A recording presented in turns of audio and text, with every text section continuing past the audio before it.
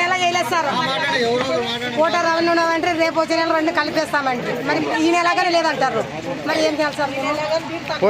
పోయిన నెల ఎందుకు వెళ్ళేదమ్మా? అడగండి సార్, వాళ్ళు చేసే ఉన్నాడు. ఎందుకు వెళ్ళేదా మీరు అడగదా? వచ్చామండి సీట్లు రాసి ఇచ్చారు కొంతమందికి ఏళ్ళు వచ్చుకున్నారా. మరి మీరు వేసినారు ఏళ్ళు వస్తలేము. అంటే మీరేళ్ళు వస్తున్నారా? మీరేళ్ళు వచ్చేసారా? ఎవరైనా వస్తున్నారమ్మా?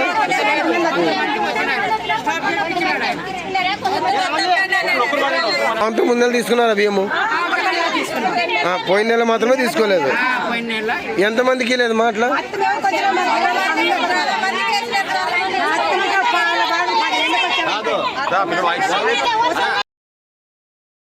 ఆదోని నియోజకంలో మున్సిపాలిటీ కానీ మండలంలో కానీ రెవెన్యూ వ్యవస్థ ఉందో లేదో కనపడం లేదు మాకు. ఎందుకంటే రోజు కర్ణాటక బాట దాటి 5 లారీ 10 లారీ వరకు లారీ పోతున్నాం, బియ్యం పోతున్నాం. ఎక్కడి నుంచి పోతున్నాం? వెళ్ళి ప్రజలకు వేస్తున్నారా లేదా? సిఎల్డిటీ ఏం చేస్తున్నారో అర్థం కావలేదు. నిన్న మొన్న ఆదంలో ఎన్నవాడపతి అమరావతి నగర్లో నాకు 2 నెలల నుంచి బియ్యం వేయలేదని కొట్లాడుతున్నారు. మరి ఈ అధికారుల నిర్లక్ష్యం వల్ల ఎందుకు ఇట్లా జరుగుతున్నది?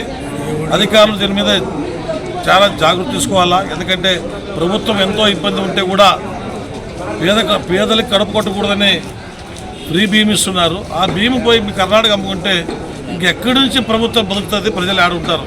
మీరు ఆలోచించండి. అధికారులు మీకు ఎంత వ్యవస్థ పెట్టి 1వ తారీఖు జీతం ఇస్తున్నారు. మీకు ఈ పరిస్థితిలో ప్రభుత్వ కష్టకాలంలో ఉంటే కూడా ప్రభుత్వం మీకు నెలల జీతం ఇస్తే కూడా మీరు అధికారులు ఎక్కడ ఏం చేస్తున్నారు?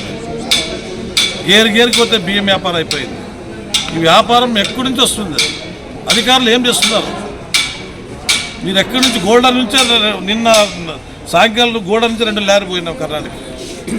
అసలు అధికారులు ఉన్నారా లేదా?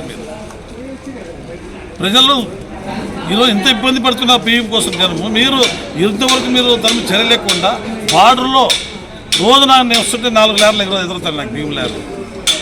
ఎక్కడ వస్తే ఎవరు ఇస్తున్నారు బియ్యం? ఇది మన రాష్ట్రం నుంచి కర్ణాటక పోతామంటే ఎక్కడి నుంచి వస్తున్నారు?